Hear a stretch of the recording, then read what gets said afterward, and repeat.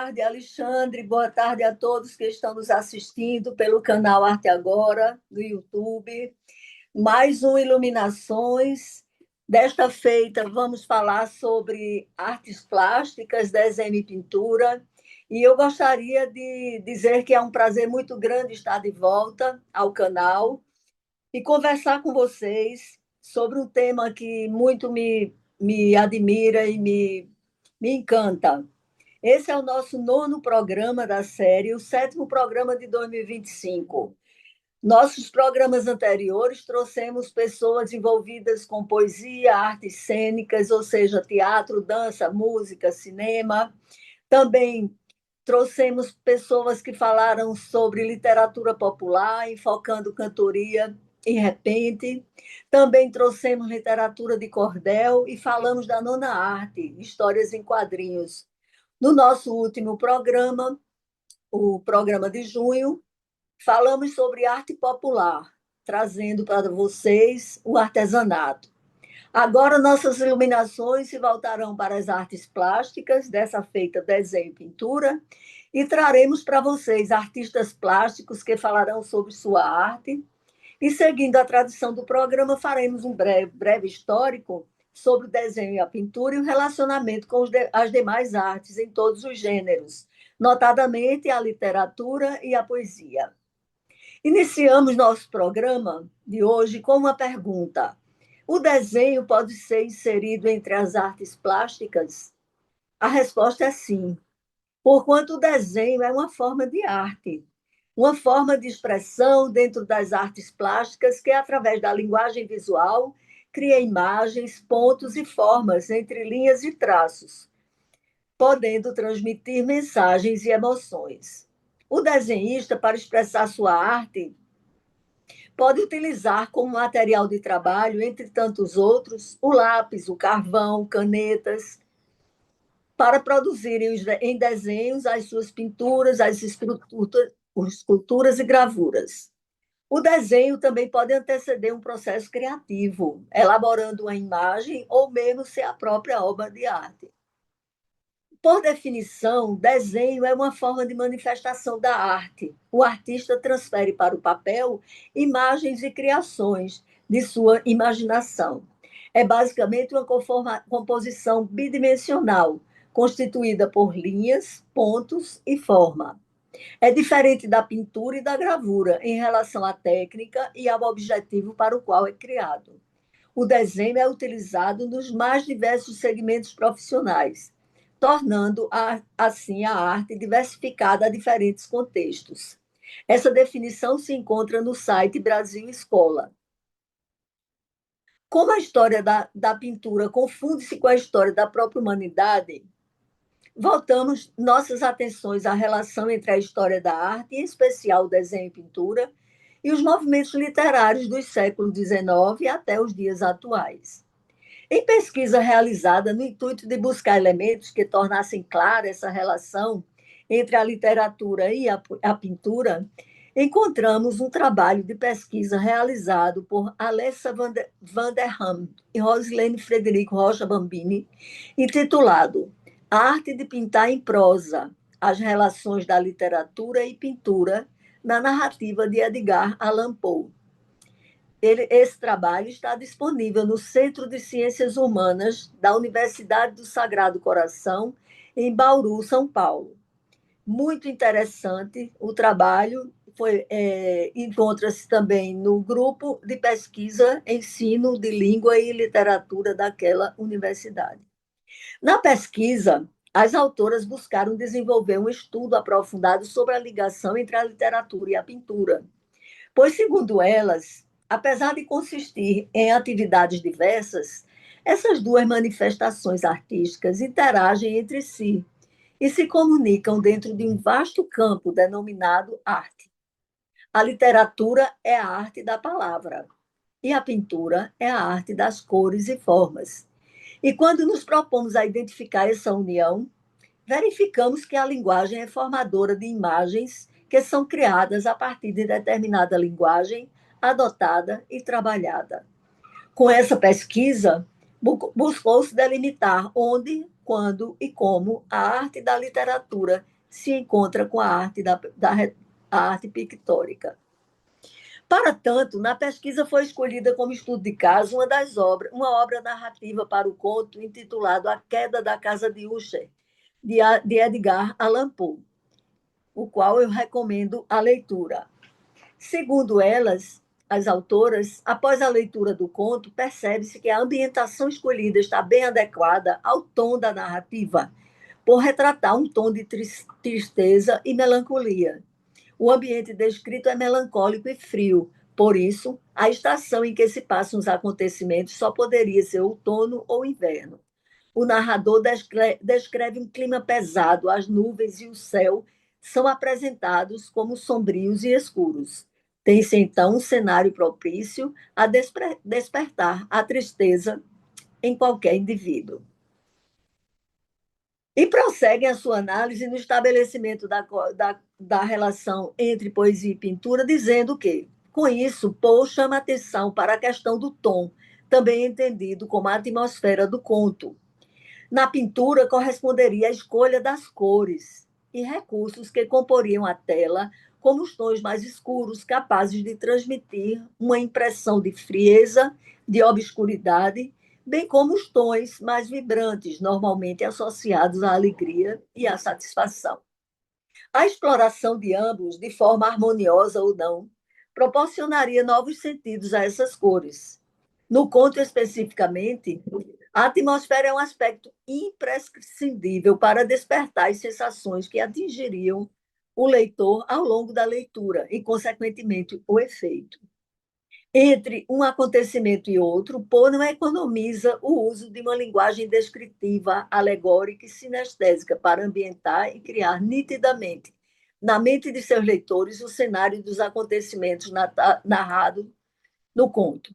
O autor usa as palavras como recurso para pintar a casa, seus personagens, o ambiente e também o desfecho dos acontecimentos.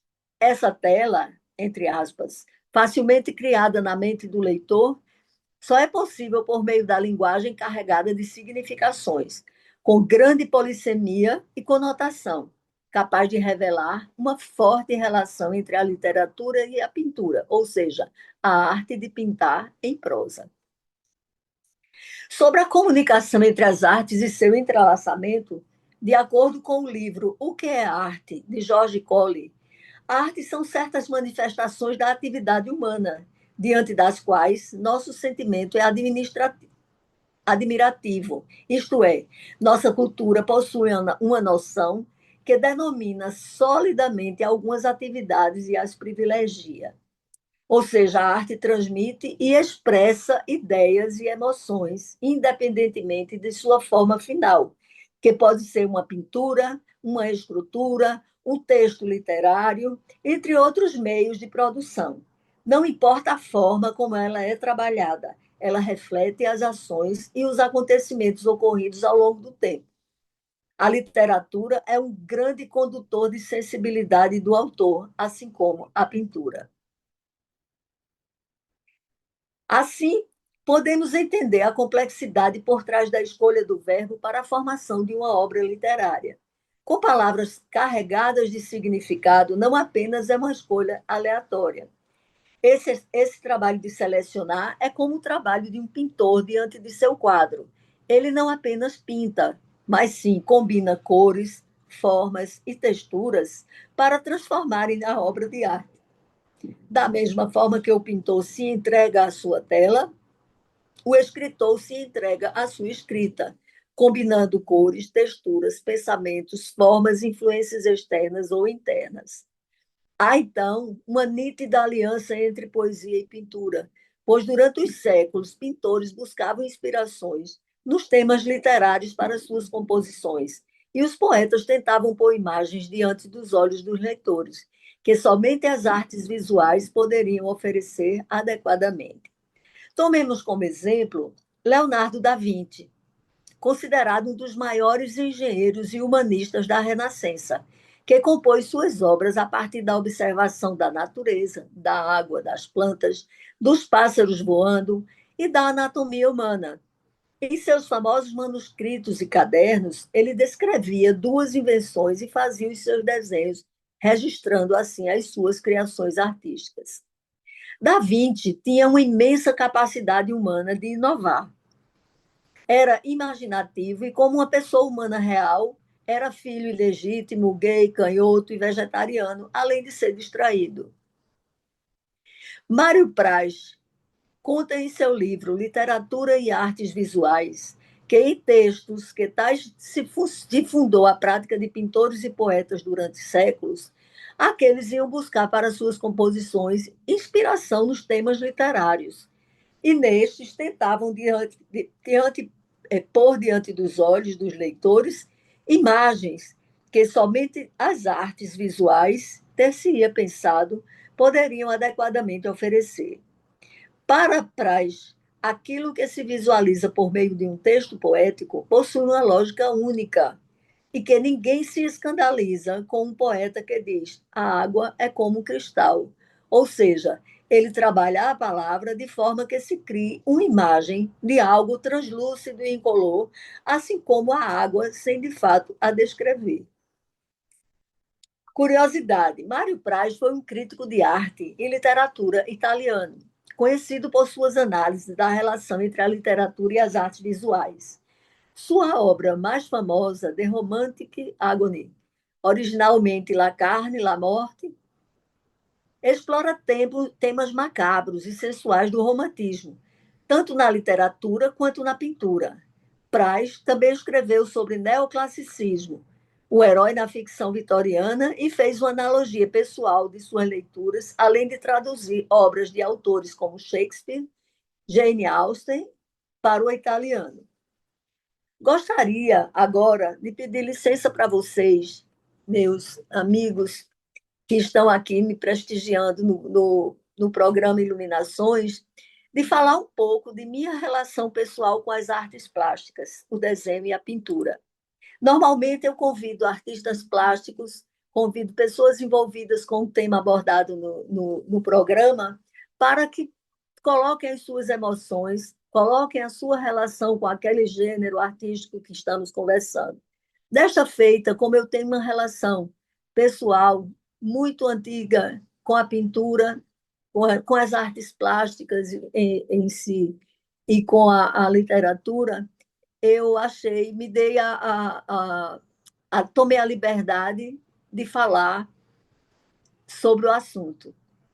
Falar de desenho e pintura para mim tem um valor especial, pois desde a infância descobri o encanto do desenho através de uma tia, que tinha um talento nato e conseguia fazer de um retrato 3x4 uma foto em tamanho A4. Ela quadriculava o retrato e o papel e reproduzia a foto, que ficava perfeita. Como demonstrei interesse, ela me ensinou e daí para frente passávamos horas reproduzindo os animais e as paisagens dos livros de história e depois pintávamos. No entanto, foi pelas rosas e natureza morta que mais tarde demonstrei interesse em desenhar a partir de então. A minha aula de artes no colégio era a minha preferida. Normalmente, era aos sábados e aprendíamos a produzir peças, pintando em estatuetas de gesso, bordado, pintura em tecido, quadros de inspiração livre, dessa forma iam sendo revelados os talentos e com qual tipo de arte nos identificávamos. O desenho e a pintura sempre me encantaram e acompanharam pela vida toda, bem como a leitura e a escrita. Eu era muito observadora e gostava de contar e ouvir histórias que aguçavam minha imaginação com relação à criação de personagens e cenas inspirados em pessoas reais, que se misturavam à ficção e construíam histórias e poemas de minha autoria, que contavam alguns deles e com as respectivas ilustrações. Esses escritos, bem como as ilustrações, eram feitos sem qualquer técnica específica. As ilustrações eram feitas a lápis, grafite, coloridas com lápis de cor, guache, aquarela ou lápis de cera, e eram guardados por mim, e apenas os desenhos eram mostrados, os poemas jamais, pois achava que não interessaria a ninguém. Eu não tinha qualquer intenção de publicar. No entanto, tinha o desejo de um dia escrever um romance contando uma história, com a mistura de ficção e realidade, a partir de registros memorialísticos de família. Era esse gênero de literatura que mais me atraía. E o primeiro grande autor que me encheu os olhos e o coração de literatura foi Érico Veríssimo. Acho que, mesmo sem saber, ele era a cimentinha de uma futura escritora que ainda não tinha a dimensão do que viria pela frente na maturidade daquela criança sonhadora e com alma de artista. Durante toda a minha juventude e maturidade, jamais me afastei dos desenhos e da pintura.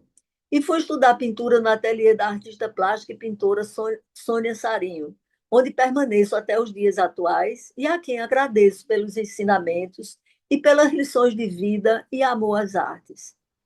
Em 2022, publiquei um livro, Aqui e Acolá, reunindo partes do meu envolvimento com o desenho, pintura e a escrita, a começar pela sua capa, que tem, que tem um quadro de minha autoria, cujo título é As Cores da Poesia, e pelo qual recebi um prêmio durante o Congresso da Sobrames em outubro de 2024, em Recife. Agora eu vou mostrar algumas fotos de meus desenhos que ilustravam as poesias da minha infância e adolescência.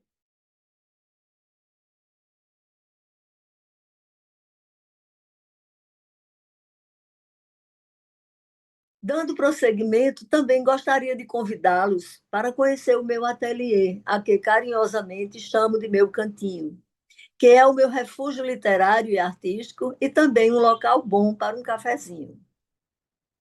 Vamos lá?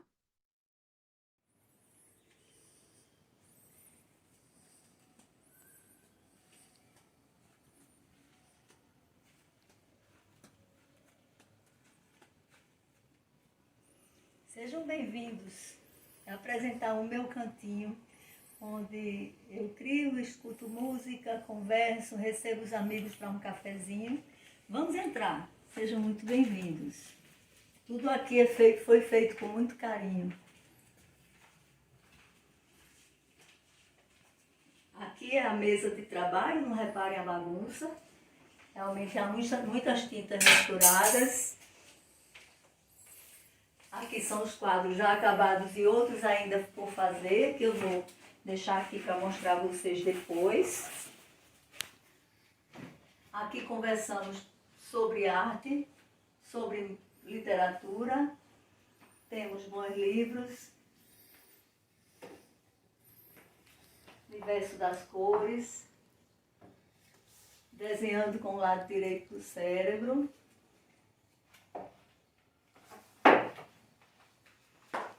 Aqui, material, uma boa música, e eu convido vocês para um cafezinho, com chocolate e muito carinho. Um beijo. E depois dessa oportunidade de falar da minha relação pessoal com a poesia, o desenho e a pintura, e o que essas artes representam em minha vida, também mostrando para vocês um pouco do meu refúgio, prosseguiremos falando um pouco do desenho como arte, da pintura como arte e da comunicação através da arte. Destacamos agora o desenho como arte. O desenho pode ser considerado uma habilidade mágica, pois somente algumas pessoas têm a capacidade de ver e de desenhar como um processo mágico de revelação de talento. O processo de desenhar relaciona-se intrinsecamente com o ato de ver, sendo impossível desvincular um do outro. A autora Betty Edwards, em sua obra Desenhando com o Lado Direito do Cérebro, diz que o mistério e a magia da habilidade para o desenho parece ser, pelo menos em parte, a capacidade de efetuar uma mudança no estado cerebral para uma modalidade diferente de ver e perceber. Se você for capaz de enxergar da maneira especial que os artistas experientes enxergam, então você será capaz de desenhar. Gertrude Stein certa vez, perguntou ao pintor francês Henri Matisse se, ao comer um tomate, ele o olhava à maneira de um artista. Matisse respondeu: não. Quando como um tomate, olho-o como qualquer pessoa o olharia. Mas quando pinto um tomate, vejo-o de maneira diferente. Gertrude Stein foi uma escritora, poetisa e colecionadora de arte americana do século XX, conhecida por sua influência no modernismo e por seu salão parisiense que atraiu artistas e escritores vanguardistas. Betty Edwards afirmou na sua obra Desenhando com o Lado Direito do Cérebro, a qual me referi anteriormente, que descrevia a premissa fundamental sobre a qual se baseia este livro, que o desenho é uma habilidade que se pode ensinar e aprender, e que pode propiciar uma vantagem dupla. Ao obter acesso à parte de sua mente que funciona como forma de levar o raciocínio crítico e intuitivo, você estará aprendendo uma habilidade fundamental das artes visuais, como colocar no papel o que você enxerga diante dos seus olhos. Às vezes, é necessário que nos lembremos de que, em algum momento, Shakespeare aprendeu a escrever uma linha de prosa, Beethoven aprendeu as escalas musicais e Vincent van Gogh aprendeu a desenhar.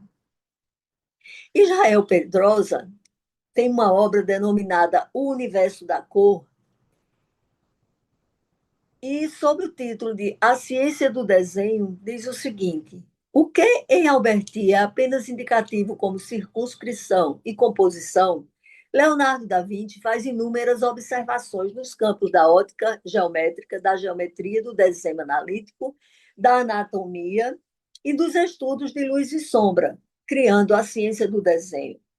Com Leonardo, o desenho atinge um nível de realização e beleza tão alto que se transforma em disciplina intelectual autônoma em seu desenho a traço, os lineamentos das escalas de valor, criando, sombreando luz, trevas e projetando volumes na superfície plana. Continua até hoje insuperável. No que se refere à pintura como arte, Israel Pedrosa, em sua obra Universo da Cor, para Leonardo da Vinci, diz que para Leonardo da Vinci era a mais elevada síntese do conhecimento. E esse lado ele procura demonstrar em inúmeras passagens das incontáveis páginas de seus textos e ilustrações, de onde seu discípulo e herdeiro, Francisco Meucci, tirou as que compõem o Tratado de la Pintura, editado somente 132 anos após a morte do mestre. E prossegue o autor dizendo que, num conjunto de afirmações à apologia à pintura, Leonardo diz que a pintura representa para os artistas as obras da natureza, com mais veracidade e precisão que as palavras ou as letras, uma vez que o olho se engana menos do que o juízo. A pintura é uma filosofia. E ainda sobre Da Vinci, diz o autor que, demonstrando sua formulação de que a pintura é uma poesia que se vê, afirma que a pintura aspira a ver uma beleza que a encante e é dona do poder de criá-la. Ó ciência maravilhosa, tu conservas vívidas as perecíveis belezas dos mortais. Na última FENEARTE, em julho passado, através de uma amiga, artista plástica, Virginia Lucas, fui convidada a conhecer o estande 436 da Rua 18, em que um grupo de artistas plásticos que fazem parte da Galeria de Arte Raiz, composta por um coletivo de 40 artistas independentes, situado na Rua da Moeda, 71, estavam expondo seus trabalhos. Visitando o espaço, tive o prazer de conhecer pessoalmente a pintora artística, desenhista e artesã Elielce Soares, com aquarelas maravilhosas e os trabalhos de outros artistas da galeria, que serão mostrados em parte no vídeo que trago agora para vocês. O vídeo a seguir foi feito pelo artista plástico Diogo Alves. Mostra os trabalhos dos artistas que fazem parte do coletivo da Galeria Arte Raiz e nos convida a conhecer a arte que produzem lá na galeria, cujo lema é Um Coletivo Raiz, pela essência dos artistas envolvidos. Ele me autorizou gentilmente a postar o vídeo no programa e compartilhar com vocês o trabalho desenvolvido pelos 40 artistas. Vejamos o que nos diz Diogo Alves. Fala pessoal do TV Pernambuco, meu nome é Diogo Alves, eu sou membro do Coletivo Raiz, certo? A gente fica localizado na Rua da Moeda, número 71, mas vamos conhecer um pouquinho da nossa arte? Então, nós somos um coletivo de 40 artistas mais ou menos, certo? Cada um tem o seu estilo próprio e é muito diversificado o que a gente tem para mostrar para vocês. Aqui na FENEARTE nós temos 12 artistas expondo, certo? Aqui a gente tem Virgínia com a representação do carnaval, certo? O Galo, ela apresenta de uma forma muito colorida, muito viva. A gente tem Passavante, que é um diretor aqui do coletivo, né, com algumas obras dele. A gente tem alguns artistas que representam o realismo, né, que tem uma pintura realista, assim, com temas pernambucanos, né, tem o Rio Capibaribe aqui retratado, alguns caboclinhos. Aqui no final a gente tem algumas aquarelas também, o Coletivo Raiz tem algumas pessoas que pintam usando essa técnica, é muito diversificado, tem pessoas que fazem performance, inclusive eu sou modelo vivo e eu também pinto, eu tenho aqui algumas obras, certo? A gente também tem personalidades como a Laúça, certo? Homem da Meia-Noite e outros elementos do nosso folclore nordestino, tá bom? Aqui a gente tem outros quadros, certo? Você vê que é muito diversificado a arte que a gente tem para mostrar para vocês. E a gente queria convidar vocês para virem aqui na FENEARTE, na Rua 18, stand 436, para conhecer um pouquinho do nosso trabalho. E seguindo com o programa, falaremos agora um pouco sobre comunicação pela arte. A comunicação pela arte é a capacidade de uma pessoa de se comunicar em todos os períodos da vida, que pode se dar através de uma linguagem artística, quando põe em prática uma ideia, considerando que a arte constitui também uma forma de comunicação não verbal. O desenho, as esculturas, a pintura, a dança, a música são formas de comunicação do artista com as pessoas, que conseguem perceber apenas no olhar ou no escutar a mensagem que o artista quer passar, interpretando a mensagem de acordo com a leitura pessoal que faz daquela obra ou expressão artística com a qual se depara. O desenho, as esculturas, a pintura, a dança, a música, são formas de comunicação do artista. E numa linha do tempo da história da arte, com ênfase no desenho e na pintura, encontramos desde a pré-história a produção de arte pelo homem. A arte faz presente em todos os tempos e em épocas distintas, que as individualizam de conformidade com os estilos. Segundo a autora Suzy Hodge, movimentos artísticos são nomes dados a certos estilos de arte produzidos em determinadas épocas por artistas que compartilham coisas como ideais, estilos e métodos ou abordagens artísticas. Alguns desses movimentos artísticos são denominados posteriormente, muito tempo depois que o movimento ocorreu, como o Renascimento ou o Barroco, enquanto outros têm seu nome atribuído pelos próprios artistas ao formar um grupo, como o Futurismo ou o Surrealismo, e alguns são denominados de forma acidental ou pejorativa pelos críticos como o Impressionismo ou o Cubismo. Ainda sobre os estilos e movimentos, prossegue a autora em sua obra, dizendo que um aspecto comum de todos os movimentos artísticos é que eles ocorrem durante um período de tempo específico ao longo de meses, anos ou muitos anos. Portanto, um artista de hoje pode pintar em estilo rococó, por exemplo, mas não faria parte do movimento rococó, uma vez que esse período já passou. Desde o século XX, tem havido mais movimentos artísticos e mudanças mais rápidas, entre eles, do que em qualquer outro período da história. Muitos movimentos mais recentes sequer estão claramente definidos. Isso ocorrerá quando houver passado mais tempo. A maioria dos movimentos começa quando certos artistas de vanguarda rompem com as regras ou tradições aceitas e criam algo consideravelmente diferente da arte produzida até então. Traçando uma linha do tempo nos grandes movimentos artísticos literários, através dos tempos que revelaram os estilos próprios caracterizadores de cada época, de forma bem sintética, faremos referência aos mesmos nessas iluminações. com seus principais nomes de destaque. A arte na pré-história, iniciamos com o período paleolítico, 4.000 anos antes de Cristo. As pinturas e os desenhos mais antigos que se tem registro datam desse período, também conhecido como da Pedra Lascada, como referência aos instrumentos em madeira e ossos de que dispunha o homem nesse período para a caça e a pesca e que se utilizavam para esculpir e desenhar nas paredes e tetos das cavernas em que habitavam. Como eram nômades, sua arte era itinerante e ficava registrada por onde passavam e representavam fortemente elementos da natureza e animais como seus temas preferidos. O colorido presente nos desenhos era feito com sangue de animais, vegetais macerados, argila, fogo e carvão, das fogueiras que faziam para se aquecerem do frio. Os pincéis eram feitos a partir de pedaços de madeira com pelos de animais, assim como utilizavam-se dos próprios dedos ou pintavam soprando. As pinturas feitas no interior ou fora das cavernas tinham cores vibrantes por serem feitas em paredes de pedras e foram assim denominadas de arte rupestre. Os principais sítios arqueológicos nesse período estão em Altamira, em uma caverna de Altamira, na Espanha, na caverna de Lascaux, na França, no Parque Arqueológico do Vale do Coa, em Portugal, e no Brasil, no Parque Nacional da Serra da Capivara, no Piauí.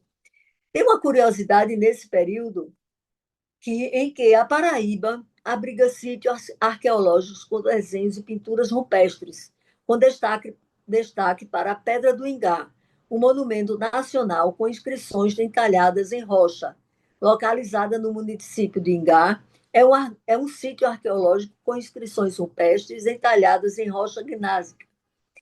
As inscrições são consideradas como Itacoatiara, termo tupi que significa pedra riscada ou pedra escrita. O local é um monumento nacional e foi tombado pelo ISPAM em 1944. O período seguinte é Neolítico, 2.500 anos antes de Cristo.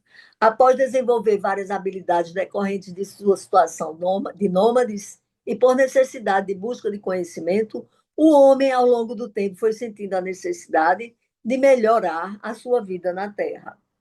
Sua arte passou a ser entalhada na pedra por eles mesmos, assim como a construção de grandes esculturas.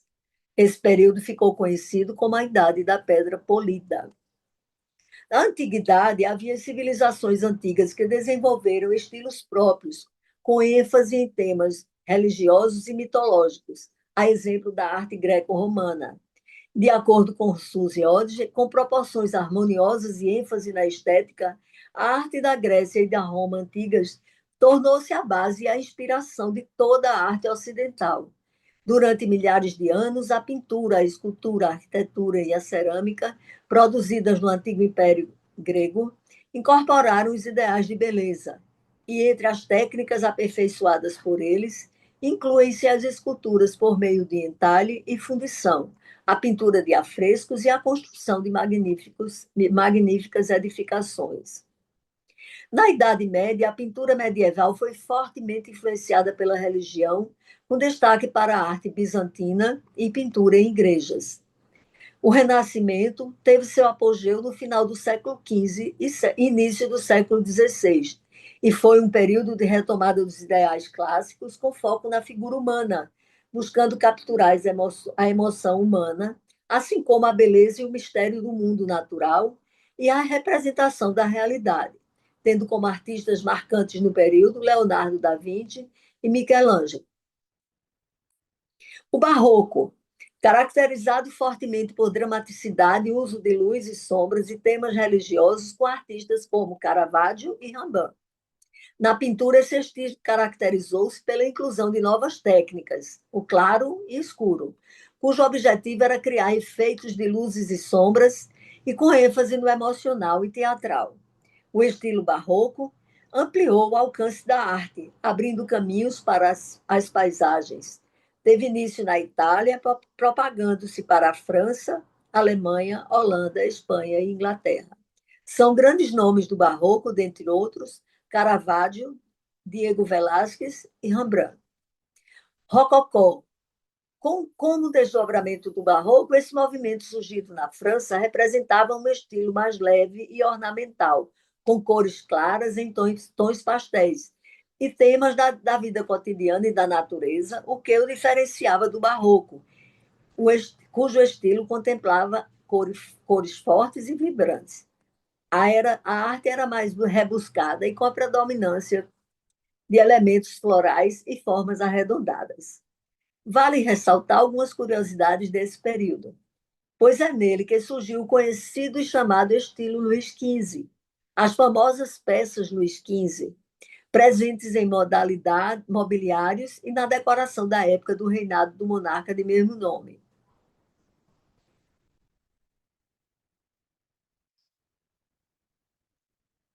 Impressionismo.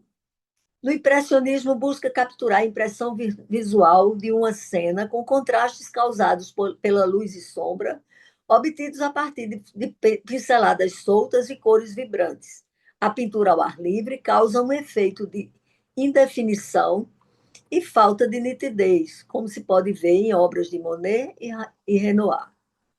A origem do termo impressionismo se deu por conta de uma crítica pejorativa feita pelo pintor e escritor Louis Leroy sobre um quadro de Claude Monet intitulado Impressão, O Nascer do Sol.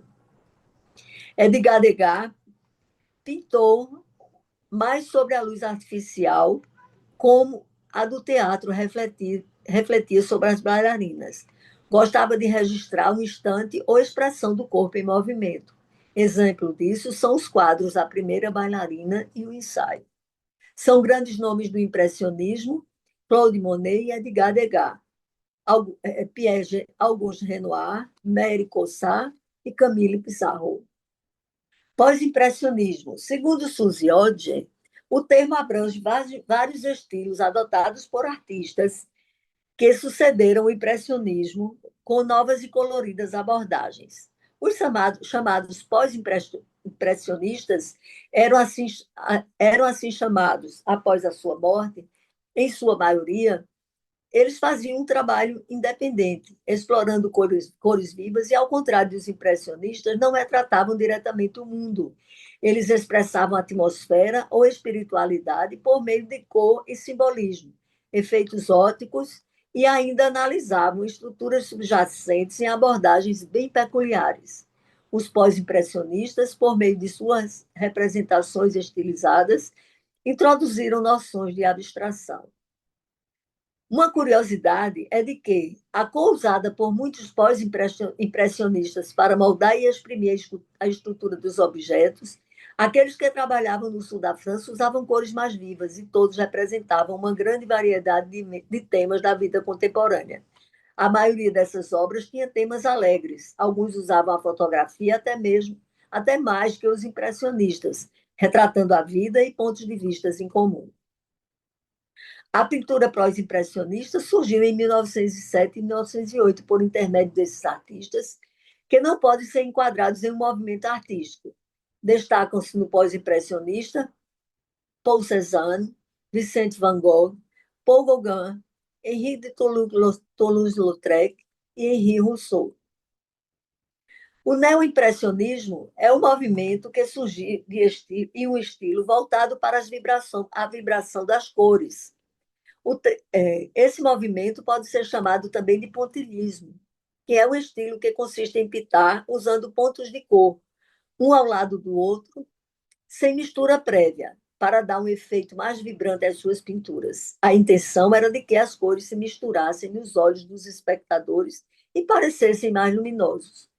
Destacam-se no neoimpressionismo Georges Seurat, Camille Pissarro, Paul Signac, Theo van Rensburg e Henri Edmond Croce. E uma curiosidade é que pode-se dizer que a teoria do pontilhismo foi precursora da televisão. Art Nouveau,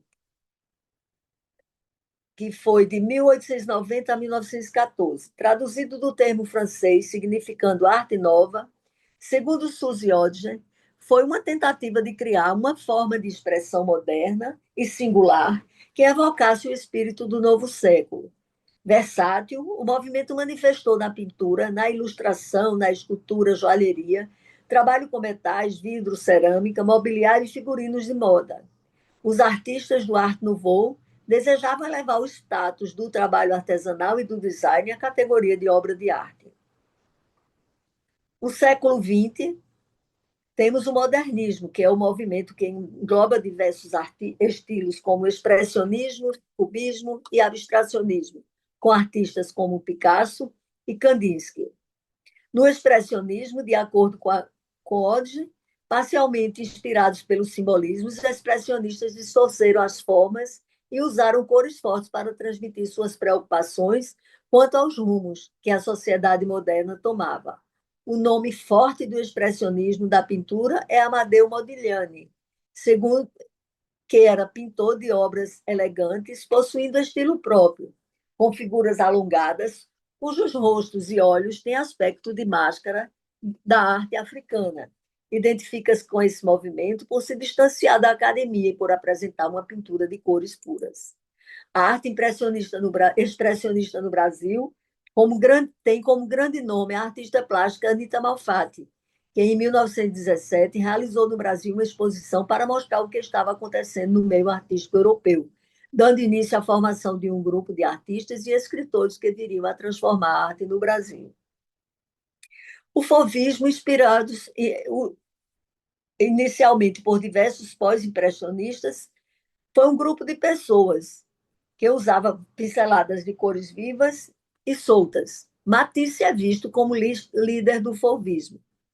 E os outros artistas o acompanhavam no uso de cores intensas para descrever a luz e o espaço e transmitir emoções inspiradoras. Destacam-se no fauvismo Henri Matisse, André Derain, Maurice Van Dyck, Henri Mauguin e Albert Maquet.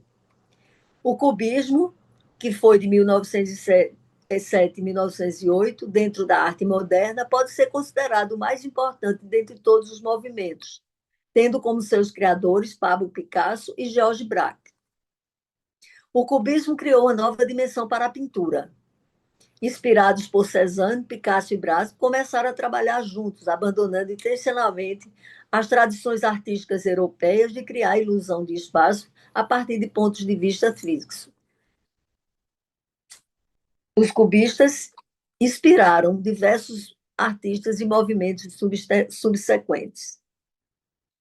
Havia o abstracionismo, cuja principal característica é o distanciamento da realidade e a necessidade de expressar sensações apenas por meio de cores e formas, destacando desses artistas nomes como Manabu Mabe, Antônio Bandeira e Régis Marinho.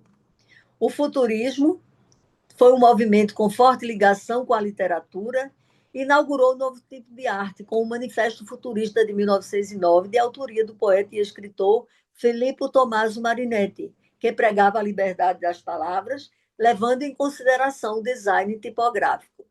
Nas artes plásticas, houve um outro manifesto, dessa feita em Milão, tendo à frente, entre outros artistas plásticos, Umberto Baggioni e Giacomo Balla, e que era voltado para a representação do movimento e defendia o uso de cores e formas de modo não realista, sugerindo a velocidade. O futurismo influenciou diversos artistas no Brasil, como Oswald de Andrade e Anita Malfatti, que aqui fundaram, na década de 20, o modernismo. O dadaísmo, que teve início na Primeira Guerra Mundial, em Zurique, como forma de protesto de intelectuais e artistas pelo envolvimento de seu país na guerra, caracterizando-os pela ênfase do lógico e absurdo. Destacam-se nesse movimento, entre outros, Tristan Tzara, André Breton, Hans Hart, Marc Herges e Marcel Duchamp. O realismo mágico, que vigorou de 1920 a 1960, esse estilo artístico se desenvolveu após a Primeira Guerra Mundial com ideias de detalhe ambíguos. Assim como o expressionismo alemão, o realismo mágico explorou as emoções, afastando-se das abstrações e distorções. Destacam-se nesse movimento artistas como Eduard Hopper, André Waite, George Tucker, Frida Kahlo e Colin Brown. Surrealismo, a partir do dadaísmo. O surrealismo surgiu em 1924, tendo Como ponto de partida, o Manifesto Surrealista de André Breton, lançado oficialmente em Paris em 1924. Pela representação do inconsciente e do mundo dos sonhos, a colagem é a escrita automática, deixando que o fluxo da consciência e o acaso sejam impulsos criativos, ou seja, o instinto é o ponto de partida para a linguagem artística. A intenção é passar para a obra uma visão introspectiva do artista de modo automático, sem que a mente exerça nenhum controle. Destacam-se no surrealismo René Magritte, Salvador Dalí, Juan Miró, Marc Ernst e André Masson. Na arte contemporânea, destacamos a pop art, de 1955 a 1970, tendo como características o retrato e a interpretação de seus artistas em relação à cultura popular de massa, representada pela arte conceitual, arte performática e o minimalismo. A arte pop no Brasil, os artistas brasileiros da década de 60 também usaram o recurso da serigrafia, baseando-se em histórias em quadrinhos e suas personagens. No entanto, aqui no Brasil, essa arte era um veículo para denúncia social e política. Destacam-se na arte pop Richard Hamilton, Peter Blake, Andy Warhol, e no Brasil, paulistas José Roberto Aguilar e Wesley Dock Lee. A arte contemporânea brasileira contempla a valorização da cultura popular como ferramenta para fortalecer a sua identidade. Traz também questões raciais, sociais e heranças culturais através do tempo e tem tido cada vez mais reconhecimento intencional. E não poderíamos falar de arte sem voltarmos nossas iluminações para o espaço de letras e artes do Cultura Nordestina, da minha querida amiga Salete do Rego Barros, que participou do programa Iluminações em julho, cujo tema foi voltado para a arte popular com artesanato e nos brindou com um depoimento maravilhoso, juntamente com artistas da casa, que antes, falando sobre artesanato, desta feita, retorna ao programa falando sobre pintura. Trata-se da artista plástica, artesã e professora Rosana Alves, que agora nos brinda com um depoimento sobre pintura, mostrando a sua arte. Vamos ver o que Rosana nos diz e nos mostra.